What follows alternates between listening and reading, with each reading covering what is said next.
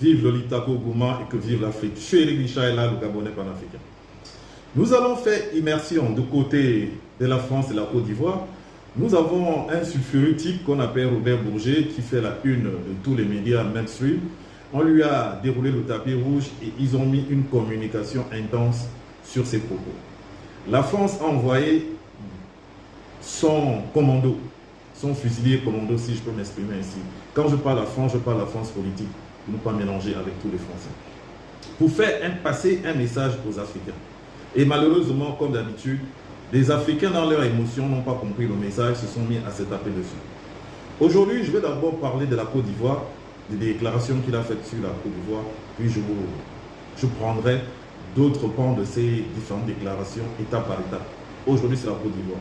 Je vous laisse d'abord écouter cette vidéo qu'un blogueur et journaliste français qui fait le résumé de sa déclaration, puis je vous reviens si vous. Laurent Gbagbo et la Côte d'Ivoire, victime de Nicolas Sarkozy, mes amis. Le monsieur France-Afrique français a déclaré que oui, Nicolas Sarkozy voulait se faire Gbagbo et c'est pour ça qu'il est tombé. En effet, mes amis, ça fait plusieurs jours que les révélations de ce monsieur qui s'appelle Robert Bourgi, qui était le monsieur France-Afrique de la droite française, sont en train de secouer la politique nationale et internationale, mes amis, parce qu'il a dit que oui, Sarkozy voulait se faire Laurent Gbagbo. Regardez bien, Nicolas Sarkozy m'a dit, je vais vitrifier Laurent Gbagbo. Et oui, Laurent Gbagbo est tombé à cause de la France. Ou plutôt à cause des élites françaises qui ont remis Laurent Gbagbo aux milices putschistes de Alassane Ouattara. Disons les choses, aux milices putschistes de Alassane Ouattara, vous le voyez ici en 2011, arrêté par Ouattara et ses sbires. Et évidemment avec l'aide de l'ONU et de la France, mes amis, parce que Sarkozy n'a pas supporté le fait que quand il a donné un ordre à Gbagbo de quitter le pouvoir en Côte d'Ivoire, eh bien Gbagbo a dit non, je suis ivoirien, les Ivoiriens m'ont choisi, la Cour constitutionnelle a validé mon élection, je reste. Et voilà ce qui lui est arrivé. Et en fait, c'est même bien plus grave, mes amis, puisqu'il a été carrément détenu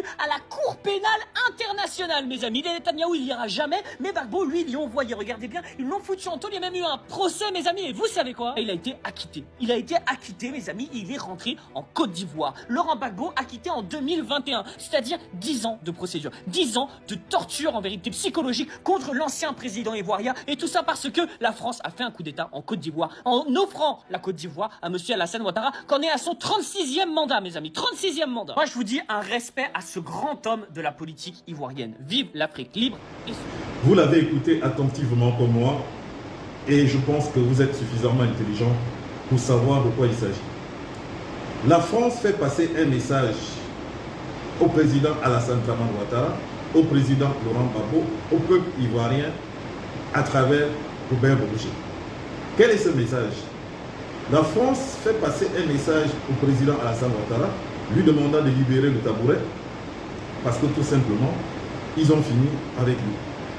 À travers la déclaration de Bourget qui dit que Alassane Ouattara n'a pas gagné les élections en 2010, qu'Alassane Ouattara a fait un coup d'État à Laurent Gbagbo, avec la complicité de Sarkozy, il explique le déroulé, comment Sarkozy l'a appelé à la présidence pour dire à Laurent Gbagbo de libérer le tabouret, etc.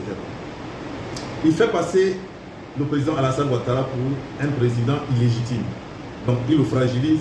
C'est un message qu'ils lui font passer de ne même pas essayer de se présenter, sinon ils vont mettre le rouleau compresseur sur lui. C'est que pour eux, ils ont fini avec lui. C'est ce message qu'ils font passer à Laurent Gbagbo. Et aux partisans de Laurent Gbagbo, au lieu de se passer leur temps à insulter ceux du PPACI à travers les panels, etc., il faut bien comprendre le message. Et je crois que Alassane Ouattara, connaissant la France, étant un francophile, il a compris le message. En même temps, ils font passer un message aux partisans de Laurent Gbagbo. Ils le font passer pour un corrupteur, pour quelqu'un de pas crédible, pour quelqu'un qui n'est pas panafricain. Et en même temps, ils tendent une perche à Laurent Gbagbo pour dire « Viens nous servir, nous allons te réhabiliter ». Donc c'est à Laurent Gbagbo de faire le choix. Et là aussi, je m'adresse à ces partisans, au lieu d'attaquer le RHDP dans les panels, vous ferez tous mieux de répondre à la France pour dire qu'on est fatigué de vos manipulations.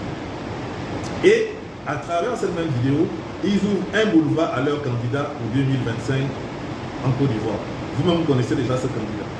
Parce qu'ils ont égratigné tout le monde sauf ce candidat. C'est pour lui faire un boulevard et dire au peuple ivoirien que c'est le meilleur candidat.